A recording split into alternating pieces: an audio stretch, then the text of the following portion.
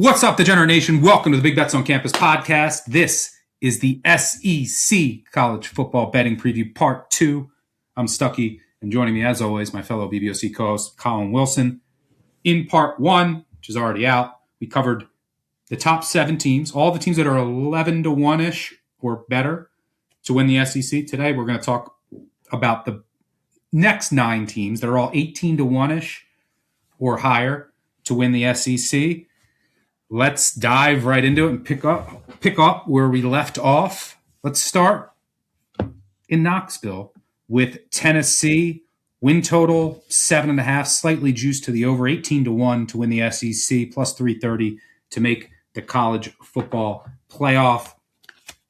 Tennessee, I think this year you could categorize this as a gap year, a kind of a rebuilding year. If you look at how they're building their roster, they're still focused on development, getting very good recruits in, and you're going to have a brand new quarterback that's a freshman, whether or not that's Brandon or McIntyre, who are still in a battle. I think Brandon has the higher ceiling, but we'll see who ends up winning the job. But you look on the offensive side of the ball, who did they lose Aguilar, who was pretty good for them. He signed with an NFL team, and they lose their number one receiver to the NFL, in addition to a tight end. Who did they bring in from the portal? I mean, like a right tackle from LSU, who was kind of a backup. That's like pretty much it. So they're building this offense. I mean, this offense basically, besides their guard, Mo, could be that he's the only senior, I think, projected. So like this offense next year, if they hit on one of these quarterbacks, could be very good. Now, they did go to the portal and bring in a lot of experience, and there's going to be more seniors on the defensive side of the ball. And they did lose a number of key contributors on the defensive side of the ball, especially along the defensive line, which is one of my biggest questions. Has been their calling card for years, was stopping the run and pressure from the edge. Yeah, and you lose Josephs, Eason, Bailey, all to the NFL. Herring went to South Carolina. So there's definitely some losses. And Ross left for another SEC team as well. And then you were like, hey, well, we're going to get this 5-star top edge rusher in the portal, Coleman, no longer with the team. And then there's been some other injuries. Your starting safety, Farouk, out for the year. Richard, a corner from Miami, probably wasn't going to start, but it's going to provide valuable depth. He's out. So now you're probably going to have Lane from Penn State starting at safety. He's okay, but like the depth is getting very thin, which has been a common theme for Tennessee, man. They've had so many defensive back injuries over the past couple of years. But the offense, it's still talented. If one of these quarterbacks can hit, Bishop back at running back, you have Pendleton back at center, although maybe the freshman Moore can push him. Right tackle with Williams is still a question, but you bring back Mo at left guard, the very talented David Sanders back at left tackle. If this quarterback, they find the quarterback in the freshman, there's going to be some freshman growing pains, but like how much and where is the ceiling this year? There's a lot of variance there. And then can some of the young freshman receivers step up? I mean, a true freshman in Keys got a lot of potential. Jackson, can they step up and help the likes of Matthews and Staley, who are very talented? So this offense is very young, has a lot of potential, but there might be some ups and downs, as you would expect with a freshman quarterback, some younger pieces all around this roster. But offense still should be pretty potent. The defense, there's some questions on the defensive line, as we mentioned. All 4 starters are gone. All the backups are gone. 4 of them are on NFL rosters. The linebacker room is loaded. So you don't have to worry about linebacker. They have linebackers for days, and they're deep and experienced. And then the secondary, high floor, but there's still some questions, and now there's some injuries. So we'll see how the secondary plays out as well. I think like the key to their defensive line, they really need a lot of the guys to hit. They need Hobbs and Robinson to stay healthy. Jim Knowles takes over the defense. The other question is he back from vacation? Like, I don't know what happened to the Penn State defense last year. Yeah, and it's a complex D, and like usually it takes some time. Yep. And so we'll see. And last year last year the defense just never got there, but a lot of it was injuries in the secondary, which have already started. They had that defensive line, which they don't necessarily have this year. the schedule, it's pretty manageable.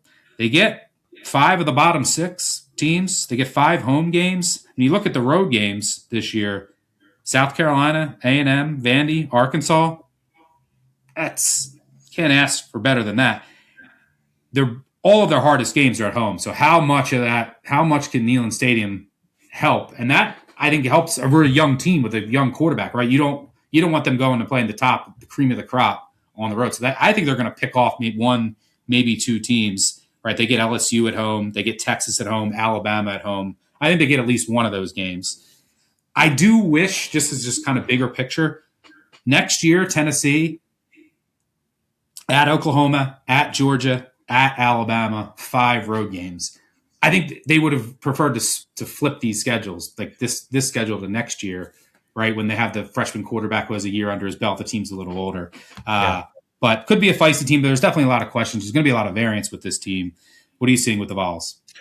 Yeah, I'm at 7.3 and a win total of 7.5. So I'll be quick here because it was a pass. I'm 7.3-6, so I'm right with you. Yeah, the offensive line is legit. It's going to be able to cook from day one. And Deshaun Bishop, 3.6 yards after first contact. He's a sort of a red zone cheat code with 16 rushing touchdowns. So they're at least going to be able to run the ball while their new freshman quarterback takes a crack at Furman.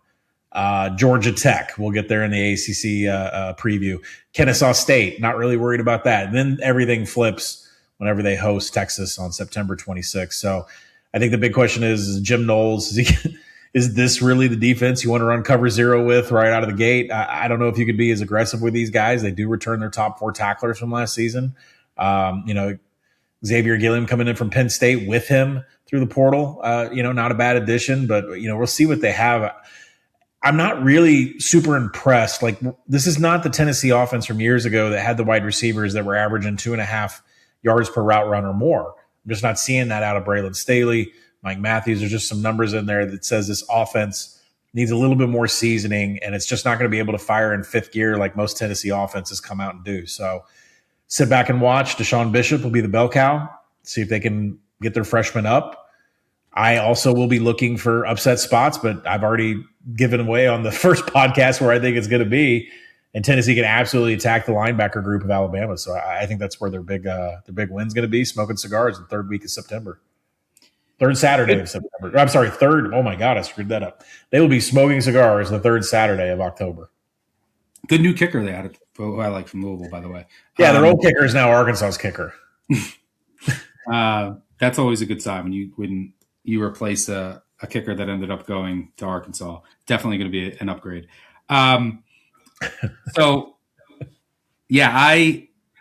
This team I'll be looking to bet. I don't have anything. I'm at 7.36. The one thing I will say, it's because of this, it's a freshman quarterback either way. The battle is really tight. I don't think one is like clearly superior to the other.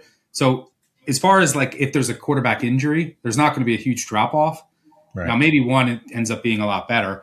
But if you like on the scale of like who's at risk in the SEC of like a quarterback injury, Tennessee's at the very bottom. I would put like Arkansas there, Missouri, teams that like Florida, Alabama, teams that like really get hurt with a quarterback injury. Obviously like Texas A&M, Ole Miss, Auburn, Oklahoma. I mean, Oklahoma's back up. You're talking like the Mercer kid, South Carolina. So at least Tennessee has that working for them. But it's all about this year finding the quarterback for next year. But this team will be fun to watch. All right, let's move on to the Florida Gators.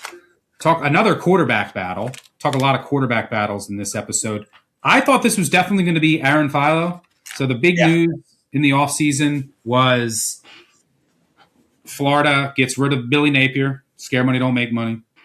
And they bring in a great hire in John Sumrall, who's the only coach in NCAA history to get to 2 conference championships with 2 different teams in each of his first 2 years there. So he has a history of turning teams around with success right off the bat. And he brings in Brad White, a defense coordinator from Kentucky. He's had a ton of success. And one of the best coordinator hires of the entire offseason, Buster Faulkner, to run the offense, who I love. So, like, I want to bet on this team. So I want to bet on Summerall. I want to bet on Faulkner. Yep. But I mean, my numbers: Florida's win total over 7.5 or 7.5 juice to the under. They're 4-1 to make the playoff, 22-1 to win the conference. I'm dead on 7.5 too. That's the problem. And the thing is when they hired Summerall and they got Buster Faulkner, I thought over for days, upsets for days. But then the numbers like come out 7.5 to 7.5. We got a quarterback battle where Philo should have won this because he knows Faulkner's system. I just can't get there. But I mean, I can tell you right now, I'll definitely be betting them 100% against Ole Miss. Ole Miss coming off that LSU game. I mean, so I will say, like, this wasn't a team that just absolutely brought in a loaded portal class. Like, I like their running back room, and then obviously you got Ballback, who's the bell cow. Their skill positions are loaded. Their wide receiver room might be one of the best in the country. They're loaded at running back. The questions on the offense, and you trust Faulkner to kind of scheme some of this, is like, who's going to be the quarterback? Because apparently Jones, who was the backup last year, has been like beating Philo in like the scrimmages, and he's looked better. But Philo knows the offense, and so I don't know who's going to win the job. But so there's the quarterback uncertainty, and then the offensive line is a major question for me. I mean, there's a major battle at both tackle spots. Both are huge question marks. I mean, they lost Barber, who was a 4-year starter, their left tackle, to the 3rd round of the draft, a very good center, and Jake Slaughter to the 2nd round of the draft. He's a 3-year starter. And they lost their right guard to graduation. He was another 3-year starter. So you lost 3 offensive linemen who were 3+ year starters. And I mean, it would be a good sign if some of the young guys win the jobs, because like, if it's a Ugorji that wins this, the Stanford transfer as your starting tackle in the SEC, I think that's a disaster waiting to happen. The other, like, I'm not overly wowed by any of the offensive line transfers that they brought in. You got Harris back at left guard, but even the right tackle, Jones, who's back, I don't think he's that great. So you'd have like this loaded skill position room with questions along the offensive line with a first-time starting quarterback, but you have Buster Faulkner. So like this offense is breaking my brain. On defense, they're like, where's the pass rush coming from? And they did lose some talent in the secondary.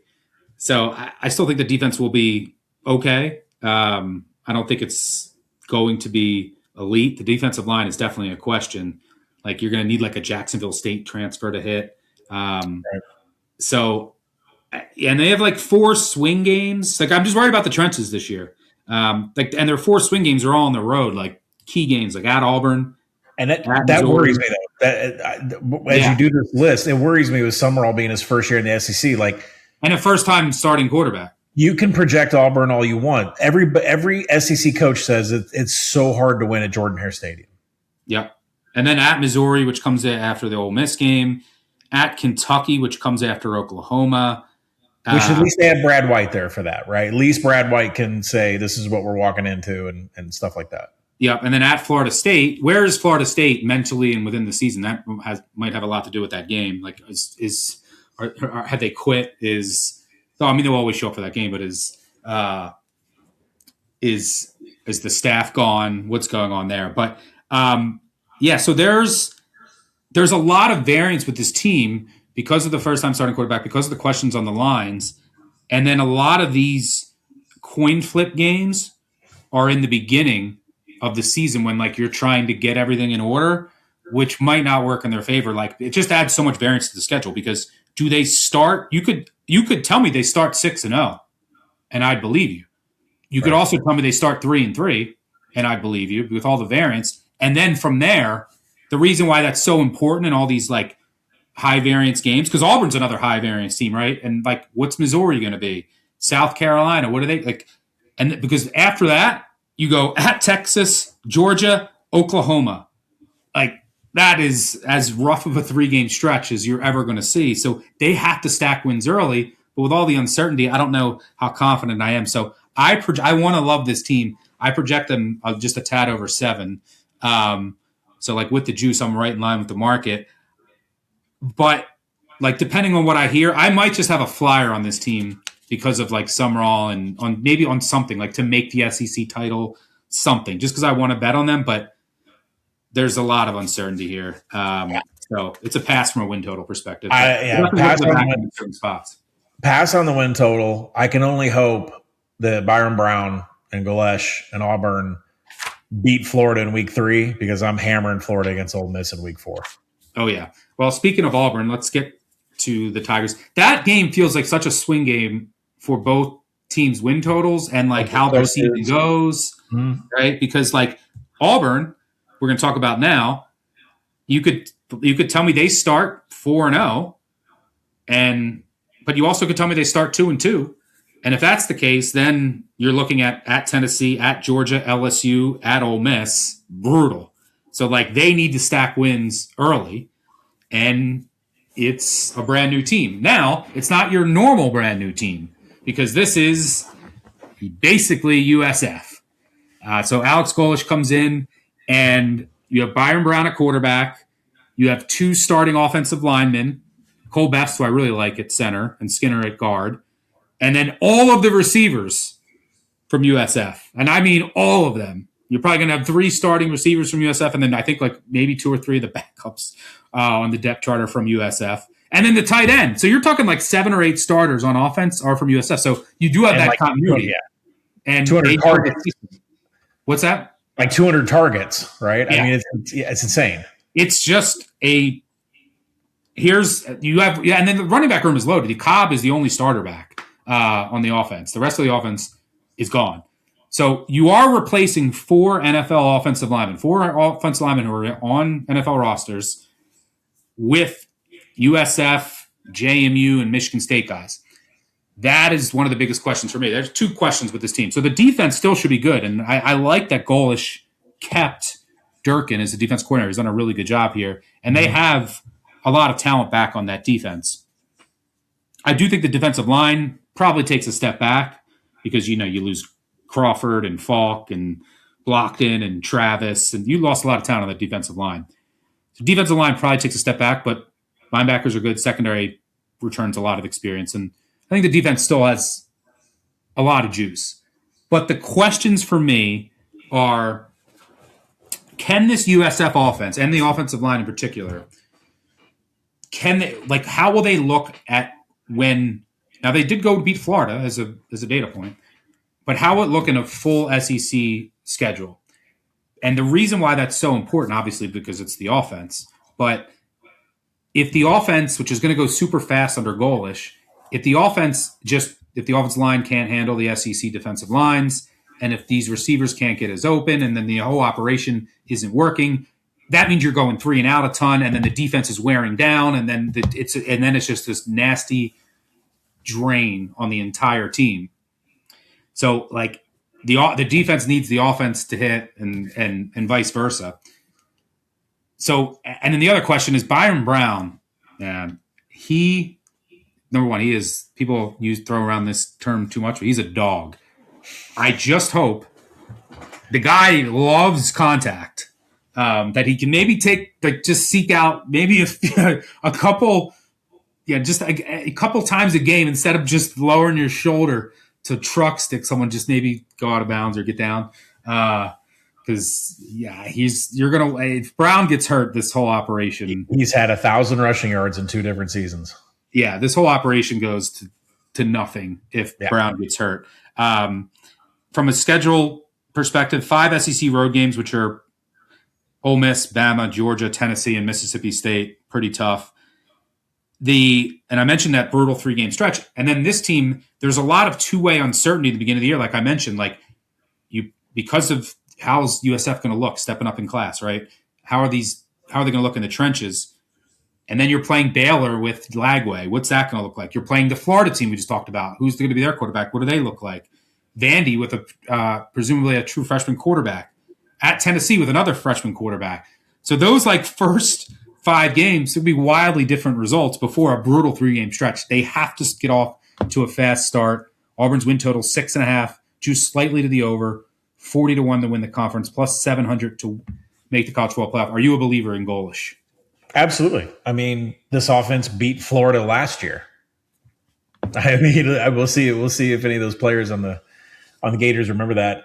And I've loved Byron Brown every year that he's played. I mean, this guy has 92 all-purpose touchdowns in his entire career. Like I said, over 1,000 rushing yards in 2 separate seasons. He gets a lot of help. Jeremiah Cobb, 969 yards, but 24 explosives last year. The guy can take off for 15 yards at any time. You know, the pipeline, the wideouts, the wide receivers brought in from Jeremiah Coger, 53 targets, Keyshawn Singleton, 70 targets. Like, this offense should be cooking right away. I think 12 tacklers returning for DJ Durkin's defense. The continuity there is going to be a huge help. Xavier Atkins being the biggest one, the outside linebacker. He had 68 tackles, 25 pressures. Those are definitely some counting stats. So I'm over 6.5 here. The wins are Baylor, Southern Miss, Vandy, Arkansas, at Miss State, and Samford. I think those aren't really debatable. They need one more to eclipse that win total. Your games are going to be against Florida, as mentioned, at Tennessee, who has serious defensive line struggles that Brown can take advantage of, and LSU. Those are the 3 teams that I think Auburn has a chance against. So you just need one of those. I'm going over 6.5 minus 115. Too much uncertainty and too many questions on the trenches for me. And like, can Brown stay healthy all year? So it's a pass for me, but I do project 6.8. So small lean to the over with you. Let's move on to South Carolina. Oh, your team.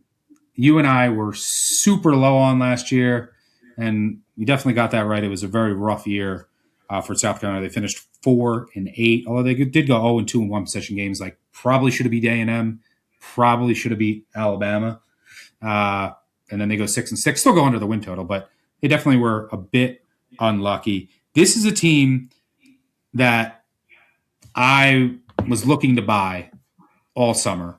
Right, win total over 6.5, slightly juiced to the under, 40-1 to win the conference, plus 700 to make the college football playoff. How are you buying this team? No, listen to what I was about to say. You didn't even let me make my case. So, you have lean over, by the way, in the document, and I have lean over too. So yeah, you're shitting on yourself.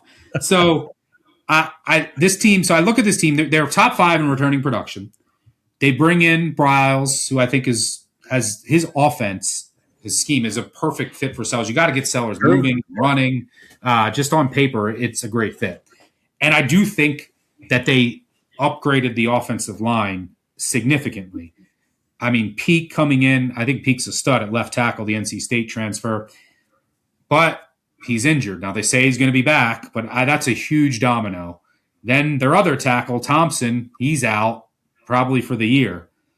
So I do like some of the other. I mean, they brought in some really, really experienced guys like Purvis and Poku, Miller from UCF. Now they're stepping up in class, but there's a lot of experience on this offensive line, which was miserable last year. Miserable. And if you look, like, where did they go? They basically transferred down. So I think they upgraded on the offensive line. I think the offensive scheme is an upgrade.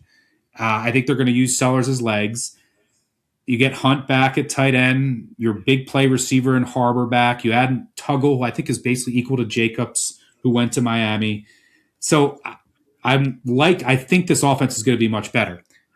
Now, that was before the offensive line injuries. So like, now I'm a little bit more worried about the offensive line, which is when this all could break down again. Defensively, and then by the way, they had a couple of their receivers are out for the year, including Sellers, who was pretty good in limited action as a freshman. Jaden Sellers, his brother. So a little worried about that, but I'm kind of bullish on the offensive line compared to last year. I think they do take a step up. But then I think the defense got worse because I think that you lose Smith at safety was so good for them. You lose Kilgore, and there was some significant. Cisse went the 2nd round. Kilgore went the 5th round. Smith graduated, was a very reliable safety. You know, and the guys you bring in are meh. The defensive, losses up front too were pretty big. There's 3 guys on the defensive line that are in the NFL. You bring some guys in from Tennessee, Illinois, Alabama, but I think they take a slight step back.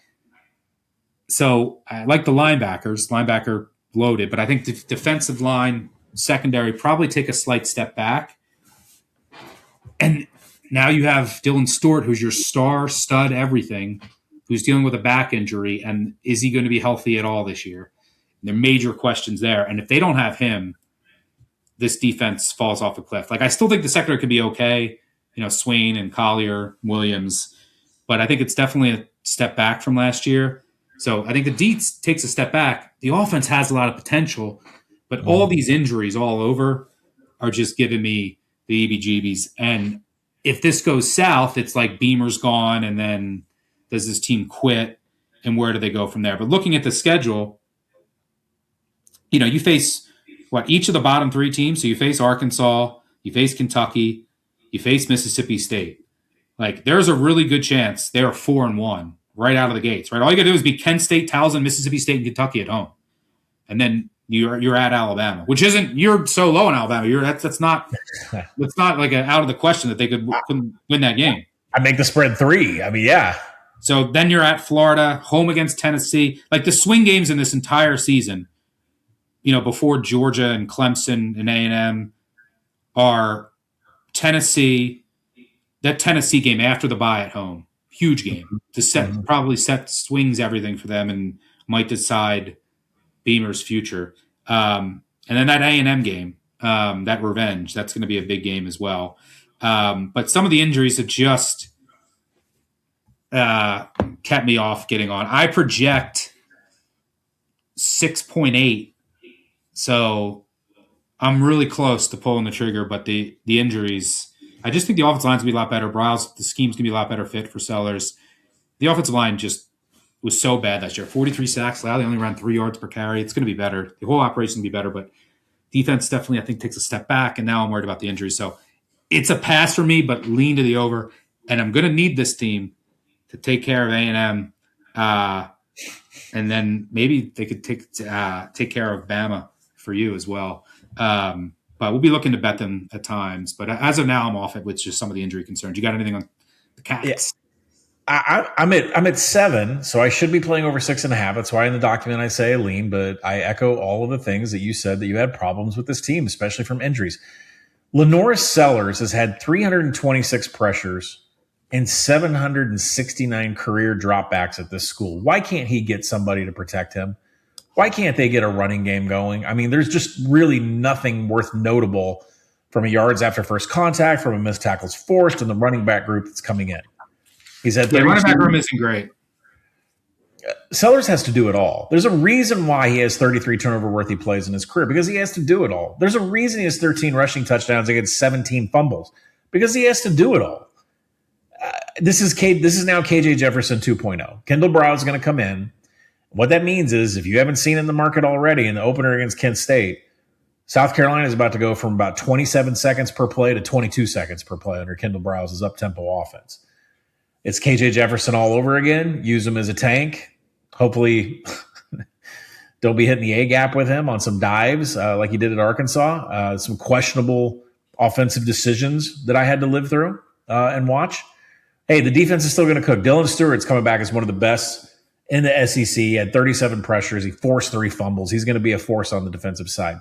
So mathematically, I'm a shade over. I don't like the injuries on the offensive line. Sellers has to do everything on his own. Got to stay healthy too. It's just another and plus, where's Beamer going to be? I mean, Beamer's been on this hot seat for quite a while. So I don't know if it's interim Clayton White or interim Kendall Briles going in here at the end of the season. But the start of the injuries, and it seems like we have this problem every year. These coaches that grind their players out and they immediately have injuries in the offensive line, it just seems to be a systematic thing that happens year over year. All right. Speaking of South Carolina, last year, I think this year's South Carolina is Missouri. Yeah. 6.5.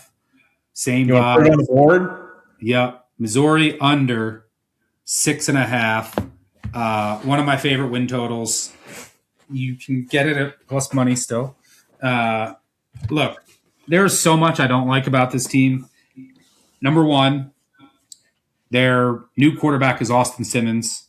We are not a fan. He is just a walking turnover. Their new offensive coordinator is Chip Lindsey. Not a fan. And then, their backfield's loaded, but Ahmad Hardy, hope he's okay. He's recovering from a gunshot wound. He might not be ready and might not be himself the entire year. I wrote down, need Atkins to hit at right tackle. He might miss the entire year. And then because of that, their starting right tackle is going to be their blindside blocker for Austin Simmons' walking turnover, Luke Work, who's horrendous, the Mississippi State transfer. He's going to start at right tackle. Like this offensive a lot of moving pockets for Austin Simmons here. Yeah, this offensive line is taking a massive step back. They lose Trost to the third round. They lose Tollison, was such a good, reliable 4-year starter at center. Just one of their top 4 pass catchers, even if Austin Simmons could throw. Yeah, and then you bring in like Lee and Goody and not overly wowed. I mean, Ulabade I like, but this offense is going to take a big, big step back. And I just don't think I'm going to block. And Norfleet's back at tight end, but he doesn't block. Then Judice is moving to center. You have 3 starters back on the offensive line, but one of them is moving from left guard to center. You have a left guard battle, but I think this offensive line takes a big step back because the Atkins injury is huge. I'm not a fan of Simmons. I'm not a fan of Lindsey. The defense still should be good, but they lost 11 of their top 13 in snap counts because they just got Webb back, who's eligible, which helps their D-line. But 4 were NFL free agents, 4 were draft picks, 2 went to Power 4, and 1 graduated. There was a ton of talent on that defense that is gone, and they're relying on a lot of like unproven P4 guys, and like Chris Graves is good. They're like, we need Graves to be the CB1. Like, that's not going to end well. There's some Oregon guys that are coming in at corner that they need to hit, but like Graves is the guy that they're like is going to save this secondary. No, this defense that loses so much talent on that defensive line, I think takes a major step back as well. So the injuries, the offensive coordinator, the quarterback, the offensive line drop off, the defensive line drop off, sell. I know that they face the bottom 3 and they get 5 SEC home games, and they could also start 3-0, but I could see them losing at Kansas. And look, they could start. You tell me they start 6-0, we would be screwed. But I'm not buying this team. Last year, and by the way, they're 11-4 in one possession games the last 3 years. They've won the schedule lottery so many times. They've only lost 12. Drink's got that rabbit foot in his back pocket. They've only lost 12 of 38 fumbles. Like, there's some regression coming for this team. And, 13 of 22 on 4th down last year. They only lost 6 of 18 fumbles.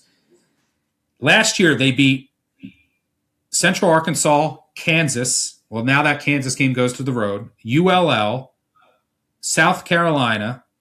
That game now becomes Ole Miss. UMass. That UMass game now becomes Kentucky. Auburn in double overtime. Game they should have lost. That game now becomes Florida. Mississippi State and Arkansas. Well, they beat them last year. Those now become road games. So the schedule is more difficult than it was last year. The teams that they lost to were Alabama, Vanderbilt, Texas A&M, and Oklahoma. They play Texas A&M and Oklahoma again. Alabama and Vanderbilt become Texas and Georgia. So this schedule is significantly more difficult than last year. To me, 6-6 team. Wouldn't be shocked they went 5-7. There's just too many things I don't like about them. You agree? 100% agree. This is one of the earliest win totals I hit in the offseason. Listen, in 2023, Kirby Moore got here as the offensive coordinator from Fresno State, doing amazing things at Fresno State. The Jake Haener days, that offense that they were pulling off, I said, this is a perfect fit, and Missouri's going to get better. Missouri had weapons then. They had a quarterback then. Now they've got Austin Simmons. And what you're going to see from everything that Stuckey just described is the defenses are going to put 8 in the box, and they're going to load him on the left side of the line and stop Ahmad Hardy if he's able to run. This is an absolute – everything that has been luck box drink has come to an end. This is one of the worst receiving cores. This is one of the worst defensive line cores. The coaching – in the FBC, not in the country. The coaching downgrade is just – I don't even know if it's measurable. So – under 6.5, plus 100 is out there. I project 5.9. I'm not even sure they're a bowl team. I mean, we're back to what Drink was before Kirby Moore got there. He's a 500 coach every year in the SEC. Yeah, I project 5.93. And maybe, just maybe, now that Sammy Pittman's not there, Arkansas can beat them. All right.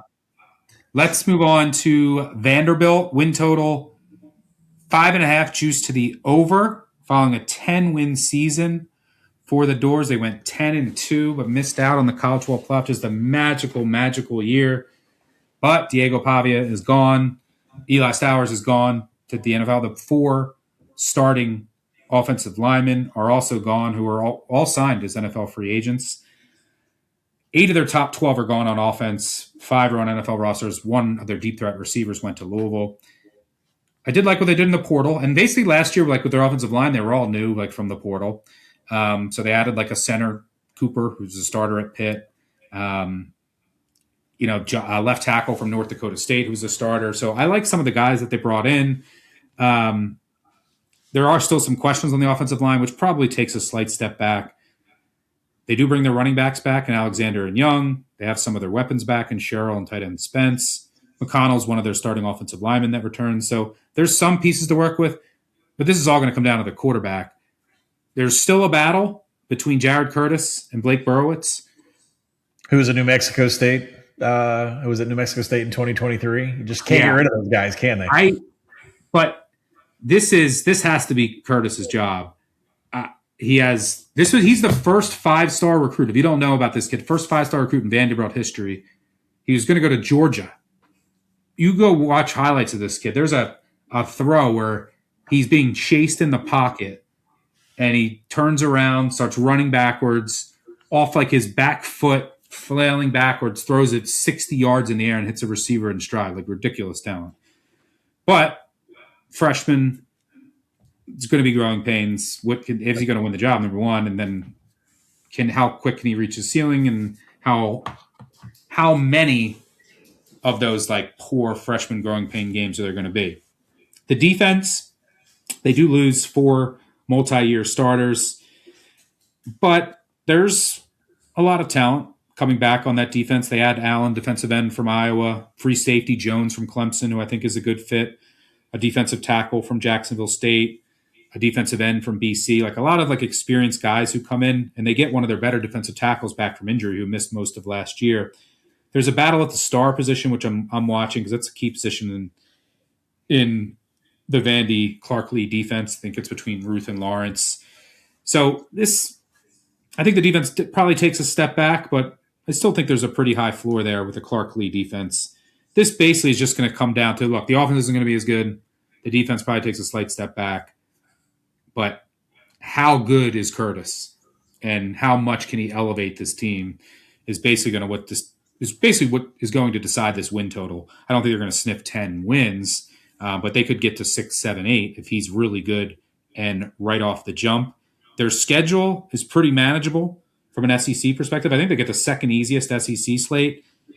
They get the bottom 3 teams, so they're at Mississippi State, they're home against Arkansas, and do they have – and then they're at Kentucky. So you get the bottom 3 teams, which helps. And there's only one of the top 4 on the schedule. So you're not seeing Texas. You're not seeing Oklahoma. So this schedule, for a freshman quarterback is fairly manageable. The one thing I don't like about it is all of the new quarterbacks that you're going to face. So, like, look at the schedule, the final 6 games. Arkansas, new quarterback. Kentucky, new quarterback. Mississippi State, Taylor played last year, but new quarterback. Alabama, new quarterback. Florida, new quarterback. Tennessee, new quarterback. A lot of those freshmen. So you're playing a lot of those teams that are probably going to be better at the end of the year. You could say the same for Vandy, but I think they would rather have some of those games early instead of facing like Georgia and Ole Miss in the first 6 when they're still maybe ironing some things out. But in terms of Vandy, I want to bet this under. I project 5-8-5 though, and I can't do it. Feels like a 4-8, 5-7 step back, but Curtis just might be that good, and Clark Lee definitely has this program moving in the right direction. So Andy's a pass for me. You got anything there? No. I mean, for me, I project 6-1, so over 5.5 juiced minus 130 gets it close to where I'm at. I think the deliverable on them from a week-to-week basis is that I kind of like the under. I mean, Cedric Alexander is still there to run the ball.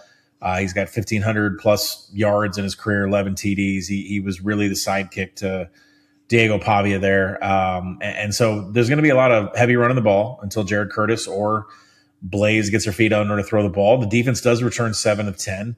And half of those starters that are back, they're all senior level. Like, I mean, there is still very much a Clark Lee flavor on this defense that's going to be able to hold things down when the offense isn't able to contribute. So lots of unders from a week-to-week perspective. But again, with new quarterbacks and new questions and a win total projection within a half game, I can't touch it. Yeah, agreed. And Vandy is the only team in the SEC that's outside the top 100 in returning production. The only teams outside the top 80 are Kentucky, Mississippi State, who we'll get to in just a moment, Vanderbilt, Missouri's right on the cusp, and Alabama is at 90th. A lot of the other teams you're going to see in the top 50, 30, 20.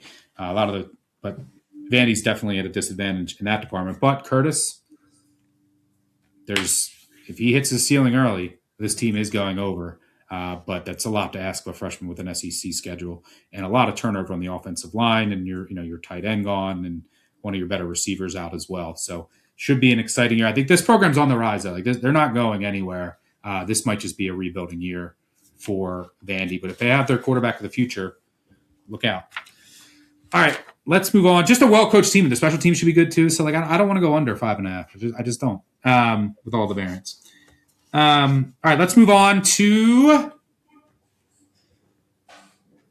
Save our teams for last. We can't bring out the wheel because you're going to go into Arkansas. So let's knock out Mississippi State.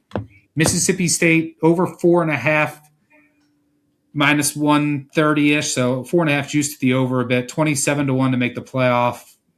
Who cares what they are to win the conference? Someone will have a ticket out there. Someone will. The year 3 of Levy brings back in Zach Arnett, which is pretty crazy. Back to Starkville. Your aggressive blitzing 3-man front. Hey, look, you're still running air raid on offense, and that's what he did for Mike Leach. You're right. Yeah. It is interesting. But yeah, they want to be aggressive. I think they're going to marry well with each other. Like they just want to be. Mm-hmm. There's going to be, and you want to have high variance if you're Mississippi State, right? You're at a talent disadvantage. Like try to create turnovers, which they couldn't do. Try to create negative plays, which they couldn't do last year. Arnett's defense, when he was in Starkville, were very good. And look, you have some pieces to work with here. There could be a couple guys that they also get back with the new 5-5 rule that were starters last year. But Jones is maybe a first-round draft pick at corner. Smith, who plays I think he might play more safety this year. He could play nickel safety. He's a mainstay. He's going to play at the next level. So those are I think Lockhart can take the next step at linebacker. So there's some pieces for Arnett to work with. If he can just create some negative plays and some turnovers, they might have some here and they can pull off some upsets, but it's all going to come down to the offense. Mario Taylor, uber talented. You need his legs because the question on this team is not sure that's what Levy wants, right? For an air raid system is what Camario can do, but yeah, he can but you probably need that because of the offensive line. Like the offensive line was a disaster last year. Yeah. And did they solve it? It can't be worse than last year, but you bring in an Arkansas, Alabama, UNC transfer, an LSU, DJ Chester. I don't know how he still gets work. You do get Blake Steen back from injury. Your center is back, but a lot of this is going to come down to the offensive line again. Fluff Bathwell's back. Taylor's back. You do lose your best receiver in Thompson and your stud tight end to the NFL. So do you see a drop off there? But this is going to come down to the offensive line, Taylor staying healthy. And if that's the case, their offense is going to have weeks where they look really good.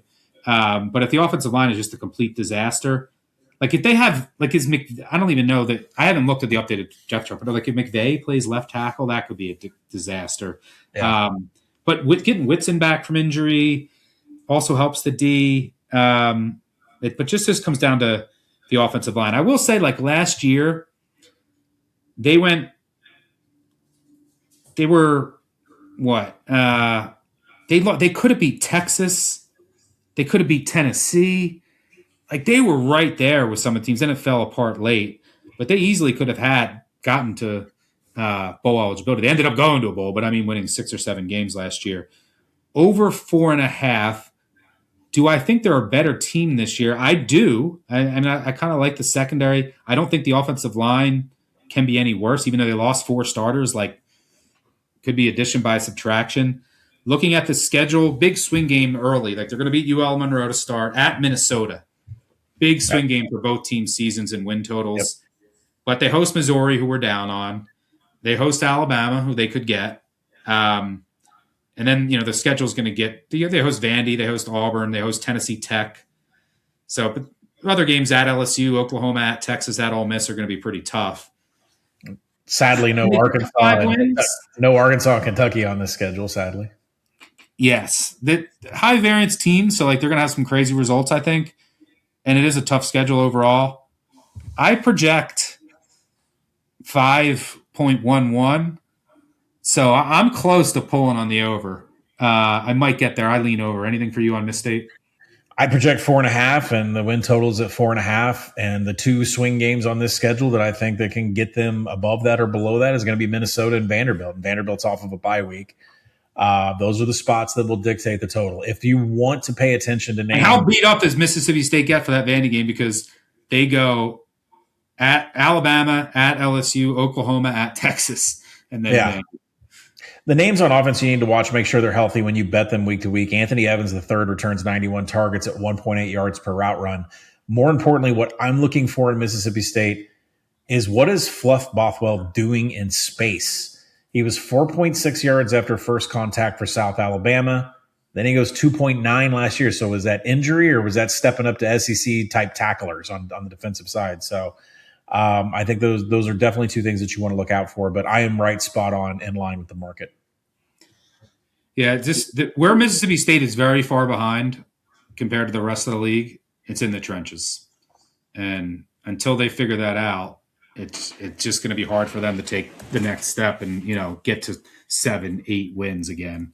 And like, I don't think that this is the team that has the trenches, which is why I think like Taylor's legs, like you're going to have to use them because he's probably Levy's going to run his offense at 18 seconds per play. It'll be like a flag football game. You don't even need an offensive line. Yep. But pretty high variance team. I'll be looking to bet them in some spots. All right, let's finish up with our teams. Yep. Let's start with your Hogs. Arkansas, win total 3.5, juice to the over. This is a team that is pretty brand new. Ryan Silverfield comes in from Memphis, brings his offensive coordinator. Defensive coordinator Ron Roberts comes in. I like that hire, at least. It's a team that went 2-10 last year, 0-6 in one possession games. Them and Auburn went 0-6 in one possession games. Pretty crazy. But you could say, like, is it regression? But, like, it's a brand new team. So, like, does that even matter? There is a quarterback battle going on. I thought it was going to be Jackson, but, like, is A.J. Hill right there? I don't know. Colin's going to tell me. And, like, the defense can't be any worse than last year. I'll tell you that. The O was really good, but just, like, choked in any clutch situation. I'm worried about the trenches, especially if there's any injuries. Like, the depth is what really worries me. So, I don't know. To me, 5 is the absolute ceiling because, I mean, they face the top 4 in the league. This is one of the hardest schedules in the country. They face the top 4 in the league, plus they go to Utah. They get 5 home games, but this is a brutal – 5 SEC home games, I should say. This is a brutal schedule. Like, if everything goes right, I think they go 5-7.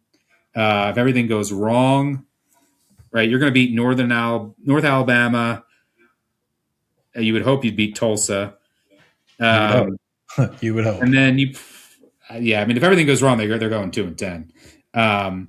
So I personally project 4.15. So like with juice included, I'm slightly into the over, but I don't really bet anything on Arkansas until I talk with you and get your thoughts. I will say I do like Harrison at the safety they brought in, and I love Kamari House, who's going to play at the next level. Yep. I assume he's going to play nickel for them, I would hope. I think that's where he's best suited. But tell me all about this Arkansas team with a lot of uncertainty and just a lot of new across the roster from the staff to the players. I wasn't happy with the hire of DC Ron Roberts because he's had so many jobs in the last 10 years in the role of defensive coordinator, and usually he's not welcome back after he's been there. But this has just been a complete cultural, like just ripping out the walls and replacing everything, top to bottom of your spec home. There is an attitude, there is a high energy, and Ryan Silverfield is within every position group. They're out there at 3:00 in the afternoon, flipping tires in 105-degree heat. And I say that is important because of what they've had before in the Pittman days. Like there wasn't this attitude like we are playing to save our lives, and that's exactly what everybody's attitude is right now. I'm not sure really second order win total comes into play when you have like 60 to 65 new faces in house. Nobody knows what happened last year. Yeah, same with Auburn. Yeah, Silverfield continues to answer questions about what the program's been. It's like, we have a brand new coaching staff. We have brand new players. We have brand new culture. We have brand new clothes. We have brand new, they have no clue what's happened in the past. The people that are hung up on that are the people that are handicapping games or fan bases that can't get out of their head. So let's wipe all that aside. KJ Jackson is going to be the quarterback here. He's running with the ones. Everyone around camp, everyone that I know that's within the four walls of that locker room knows that this is KJ Jackson. Does he have a deep ball? No, he doesn't. Will AJ Hill get some playing time? Of course. He can run that zone read that Silverfield likes to run. More importantly, Tim Cramsey, who I've been told lives down the street from me, like literally lives down the street from me, is an absolute wild man that I've been told. And he's going to run that zone read, and that's going to work out well for Braylon Russell. That's going to work out well for Sutton that we got coming over from Memphis. There is going to be a running game here, and it is going to be successful. And when you get past that, wide receiver wise, we got to figure things out. But we're not expecting KJ Jackson to throw downhill at all. But he is going to be the quarterback of this team, and it's going to be the balance and control offense that Cramsey is going to run. Now, on the defensive side, that jack position, that hybrid linebacker edge, that stand-up, that's going to be Steven Souls, who transferred in from Kentucky. He has been a lockdown force in practice so far through fall camp. Cornerback Jaheim Johnson from Tulane was a first-team All-AAC, All-American, American Conference, not All-American, but he has been a lockdown corner in camp.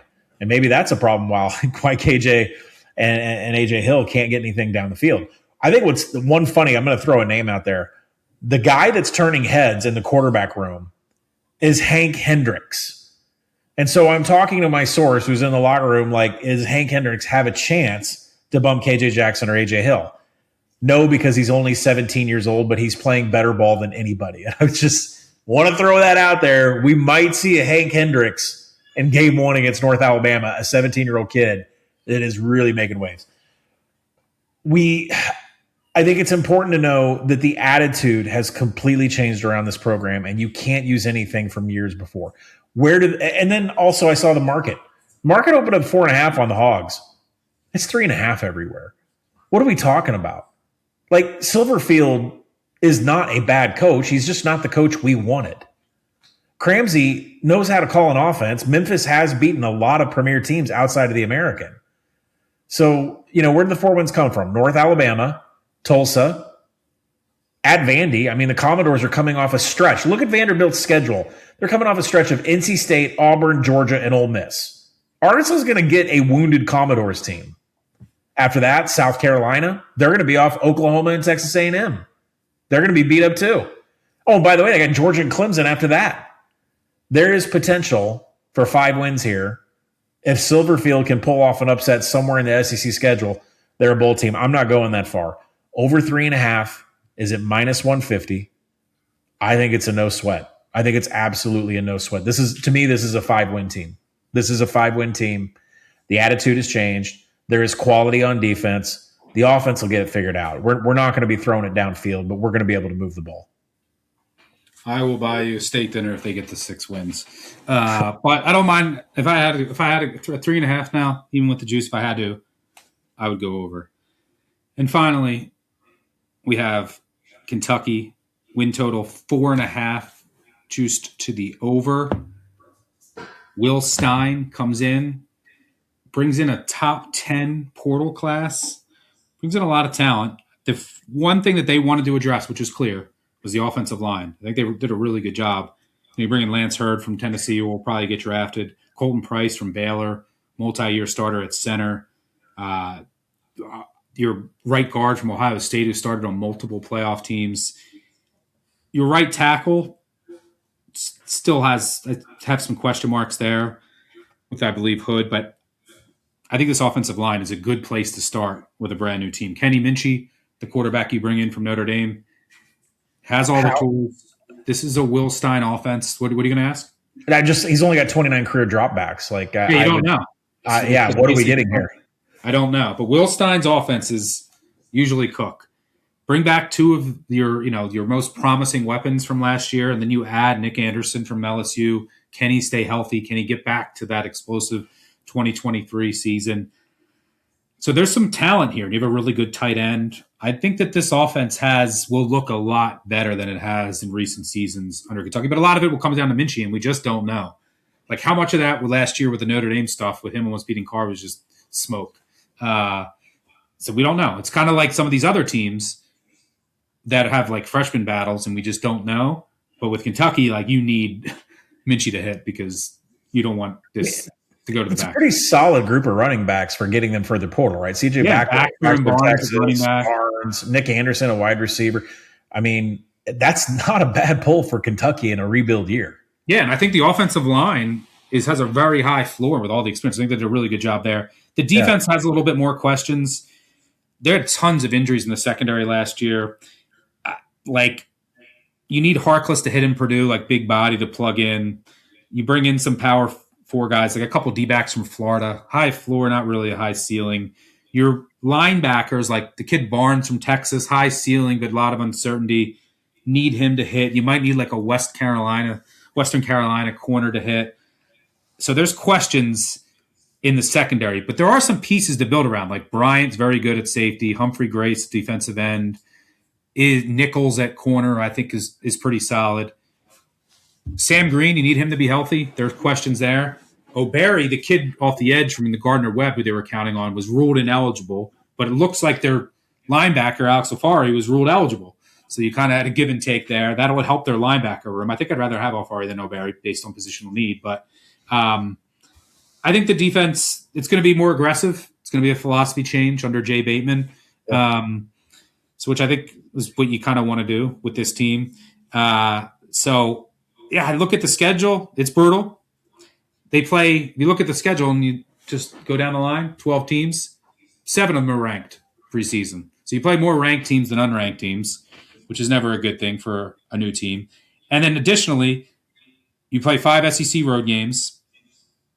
You do avoid the top 2 in Texas and Georgia, but you also don't get the bottom 2 in Arkansas and Mississippi State, the other bottom 2, or I should say the other bottom 3 besides you. So you don't play the bottom 2 and you don't play the top 2. But you have 5 SEC road games. And then a lot of these new freshman quarterbacks, right? Vandy, Tennessee, Florida's new quarterback, Missouri's new quarterback, Louisville's new quarterback. You play them all at the end. So you're playing like Sellers, Mateer, LSU's quarterback, Levitt. You're playing Reed. You're playing all them earlier when you have like a brand new team. So it is weird. They did lose 7 of their top 10 tacklers, and somehow this offense last year has 8 players on NFL rosters, in addition to a quarterback who went to Arizona State and a running back who went to Georgia. Tell me how that's possible. 8 of the players on Kentucky's offense are on NFL rosters. Their center was drafted in the 5th round. Their guard in the 4th round. Their left tackle, I don't know how their left tackle got signed. Their tight end got picked up free agent. Their wide receiver got drafted in the 5th round. They had a running back get drafted in the 7th round. I had a couple other players in free agent. I don't know how that's possible, given that offense last year. But I digress. Win total, 4.5. I can't get the over. I can't get I'll give you Youngstown, South Bama. I'll even give you Vandy. I project 5.12. So like, right, I can't get 5. Show me the 5. All right, the 5. Youngstown, South Alabama, Vandy. I'll give you those 3. Youngstown, yeah, obviously. Youngstown, South Alabama, Vandy. Although Vandy is 7th game in a row after OU, after LSU, after South Carolina. and a lot of it's going to depend on what the Vandy quarterback is like. They're going to beat Louisville in the finale. That game is just, I'm telling you, Yeah. so Yeah. big for Stein. And after what happened last year, that's not a given, but I think they can win that game. Yeah, give me the fifth. And then it comes down to, can they beat either Florida, LSU, or Alabama at home? And Or Missouri. Florida, we don't know. Like, Florida's a lot of uncertainty. But LSU, I mean, Lane Kiffin not showing up to Lexington and losing. Like, do you think that would be the most shocking thing that's ever happened to a Lane Kiffin team? I mean, he lost to Kentucky at home as 20-point favorites 2 years ago. And then Alabama, week 2, I'm telling you, upset alert. You're the one who's so down on Alabama. I'm surprised you don't make Kentucky a favorite in that game. When I see Kenny Minchie throw a ball, Kentucky gets the 5. You're not going to be able to throw it on Alabama. You just got to run it. Kentucky is getting to 5 wins. Over.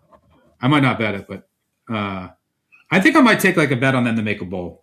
I don't know. I lean over. I like where this is headed, and I think they're going to pick off either LSU or Alabama at home, and I think that's all they need to get to 5 wins. I mean, I was going to go the path with Missouri. They can win Missouri on the road. I mean, where's Missouri going to win that game too before Thanksgiving, right? Yeah. I mean, look, I think you and I can agree that both of our teams have positive moves. Yeah. And positive outlooks. And in this league, there's so much turnover with coaches and quarterbacks. It's good to have a little positivity around the program heading into the season. All right, let's sum it all up. Picks to win the SEC and favorite win totals. I'll start. I'm going to go Georgia. They have the highest floor, a very forgiving schedule compared to the other teams that I consider in their neighborhood in the league. I mean, Texas, I think the top 3 teams in the SEC this year are Georgia, Texas, Oklahoma. And Texas and Oklahoma arguably have the 2 hardest schedules in the country. If I'm going to go out on a limb, I'm going to say Georgia plays Oklahoma in the SEC championship. And I don't mind that Oklahoma to make the playoff look. Mm-hmm. My favorite win totals I lean Alabama under, but my favorite win totals, A&M under, against you there, head-to-head, Oklahoma over, and Missouri under. I did have a slight lean to South Carolina over, but can't get there because of the injuries. I might end up getting there with Mississippi State and Kentucky over. I do think that there's more parity after like the top 2 or 3 teams in the conference. I think that there's going to be some more upsets and more chaos in the SEC this year. But my favorite win totals are Missouri under, A&M under, and Oklahoma over. How about you? Yeah, absolutely. My favorite win totals that I have the most coined. I think I've already hit Alabama under 8.5 twice, and I've hit Missouri under 6.5 3 times in this offseason. OU to make the playoff plus 210. I think you have to bet. And then Georgia as the SEC champ. I know that they are. I know that they're the favorite to win the SEC, but I cannot get over 8 consecutive SEC championship games if you throw out the pandemic year. That's just insane what Kirby does with this conference. And it's his most experienced roster, and they have a schedule that is very manageable. Texas A&M over 8.5. I'm head to head with you, and I'm a little nervous after you're talking to me about the offensive line. We'll see if Reed. I was nervous when I was making the notes how poorly Reed played at the end of last season. So we'll see we'll see if he just shakes it off or if that was just an anomaly. We'll find out. Ole Miss under 7.5 for a little bit of change. Arkansas over 3.5. Auburn over 6.5. I like the positivity there going on with those programs, and here we go. It just means more, baby. The SEC needs to step up. Absolutely. The big dogs need to step up here. Maybe it's going to take Oklahoma because they got the defense to beat the Big Ten teams. Yeah. I thought about your proposition earlier with the Big Ten to win plus 130. Yeah. I'm not taking it. And the main reason, I priced it out, but the main reason is my number 1 power rated team is Notre Dame. And I think that Notre Dame is going to be able to be rested because of their schedule. They're going to be able to manage no conference championship. Yeah, they're going to be able to manage their entire season and the roster to just be healthy and fresh and ready by the time. That's going to be such an advantage for them, assuming they stay healthy. But they're going to have a really good shot to do that based on their schedule. But anyway, we'll get to Notre Dame in the ACC episode. Big 12 tomorrow, ACC the day after. There's no rest or sleeping this week. Thanks to Colin for joining me. Thanks to our producer, David, on the back end. Most importantly, thanks to all of you for tuning in. Go Cats, woo pig suey. Make sure you subscribe, unsubscribe, subscribe, tell a friend, tell an enemy, know the drill. Leave a 5-star review. It really helps us out this time of year. We're going to do giveaways, the hats, giveaway futures on next week's episode where we'll do a recap of all our futures. We have an award show as well. When we're recording this, we're 11 days away. You're probably listening to this when we're 10 days away or even fewer. College football is almost here. Can't wait to go through the grind with all of you again. This is the best. Thanks for tuning in. Catch y'all later. Cheers. Peace out.